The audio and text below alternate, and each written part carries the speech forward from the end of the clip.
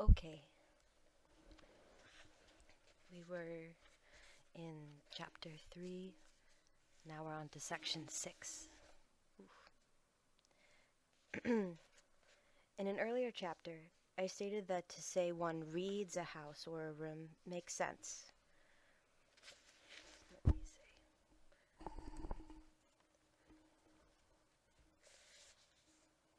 We might also say that writers let us read their treasure boxes, it being understood that a well-calculated geometrical description is not the only way to write a box.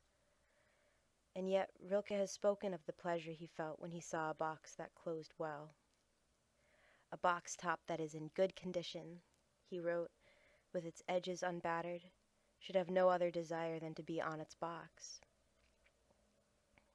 A literary critic will probably ask how it was possible, in as well-written a work as the Cahiers, for Rilke to have overlooked such a commonplace as this. The objection will be overridden, however, if one accepts the germ of daydream contained in the gently closed box. And how far the word desire goes. I am reminded of an optimistic proverb, according to which every pot has its cover. The world would get along better if pots and covers could always stay together. Gentle closing calls for gentle opening, and we should want life always to be well oiled. I love that. If we read a Rilke box, we shall see how inevitably a secret thought encounters the box image. In a letter to Liliane, Rilke wrote, "Everything that touches upon this ineffable experience must remain quite remote, or only give rise to the most cautious handling at some future time. Yes, I must admit that I imagine it taking place one day the way those heavy, imposing 17th century locks work, the kind that filled the entire top of a chest with all sorts of bolts, clamps, bars, and levers, while a single easily turned key pulled this entire apparatus of defense and deterrence from its most central point. But the key is not alone.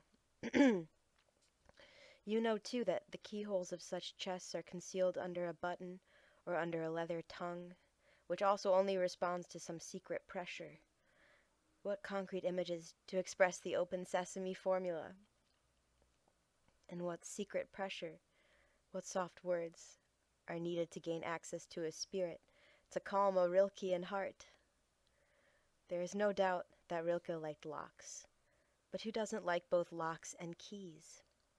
There is an abundant psychoanalytical literature on this theme, so that it would be easy to find documentation on the subject. For our purpose, however, if we emphasized sexual symbols, we should conceal the depth of the dreams of intimacy. Indeed, one is probably never more aware of the monotony of the symbols used in psychoanalysis than in such an example. When a conflict between lock and key appears in a night dream, for psychoanalysis this is a clear sign, so clear, in fact, that it cuts the very story short. I added very by accident. When we dream of locks and keys, there's nothing more to confess. But poetry extends well beyond psychoanalysis on every side. For a dream, it always makes a daydream. And the poetic daydream cannot content itself with the rudiments of a story. It cannot be tied to a knotty complex. The poet lives a daydream that is awake, but above all, his daydream remains in the world, facing worldly things. It gathers the universe together around and in an object.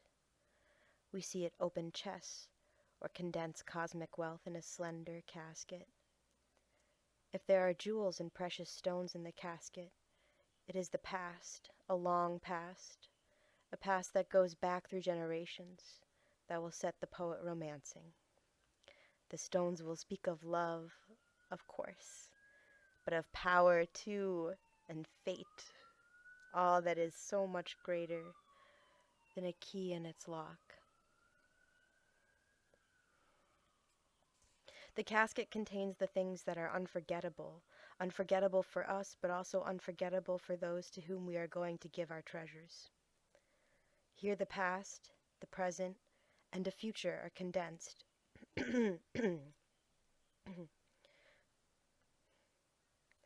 Thus, the casket is memory of what is immemorial. If we take advantage of images to indulge in psychology, we find that every important recollection, Bergson's pure recollection, is set in its little casket. The pure recollection, the image that belongs to us alone, we do not want to communicate. We only give its picturesque details.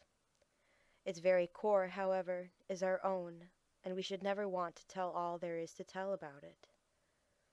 This in no way resembles unconscious repression, which is an awkward form of dynamism, with symbols that are conspicuous. But every secret has its little casket, and this absolute, well-guarded secret is independent of all dynamism. Here the intimate life achieves a synthesis of memory and will. Memory and will, capitalized. This is iron will, not against the outside or against other persons, but beyond all the psychology of being against. Surrounding certain recollections of our inner self, we have the security of an absolute casket. But with this absolute casket, I too am now talking in metaphors. Yep, let's get back to our images.